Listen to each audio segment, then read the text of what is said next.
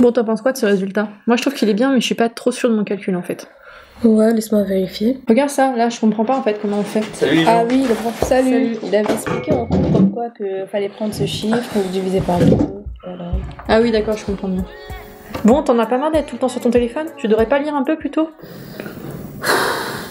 De toute façon, les jeunes, ils lisent plus maintenant. C'est TikTok. Non mais arrête tes conneries, Gauthier. Faut qu'on trouve un truc pour les faire lire. On a qu'à promouvoir des livres de la Bible. Ouais, ça pourrait marcher. Hein. Ouais, pourquoi pas. Par contre, je sais vraiment pas comment choisir les livres. Vous inquiétez pas, je vais vous trouver ça.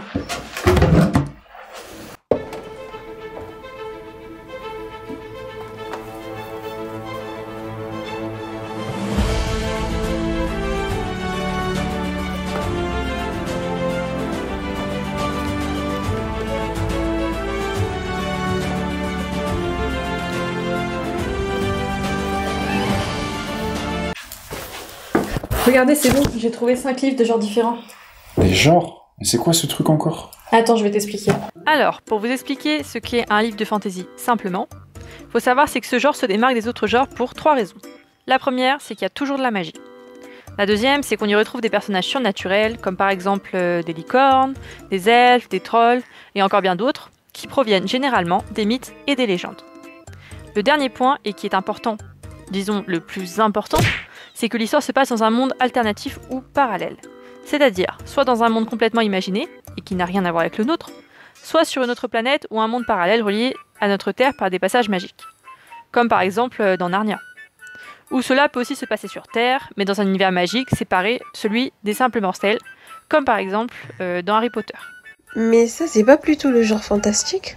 Mais non, le fantastique, c'est quand des personnages surnaturels, comme par exemple des monstres, magiciens, vampires ou autres éléments surnaturels, viennent bouleverser la vie ordinaire d'un personnage qui, lui, n'avait à la base aucun lien avec le surnaturel.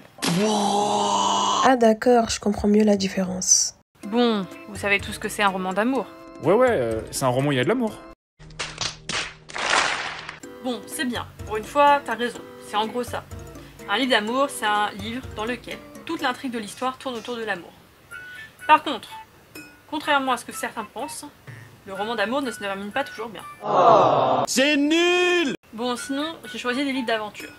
Le roman d'aventure, c'est un roman dans lequel les personnages subissent de nombreuses péripéties, beaucoup d'action, avec de nombreux moments de suspense, et vivre un grand nombre d'aventures. Ouais, c'est quand il y a des aventures.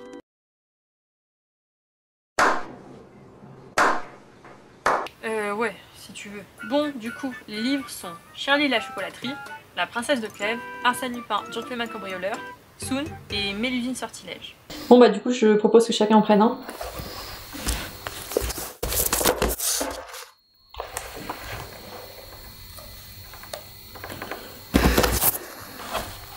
Il y a un livre entre, on est que 4.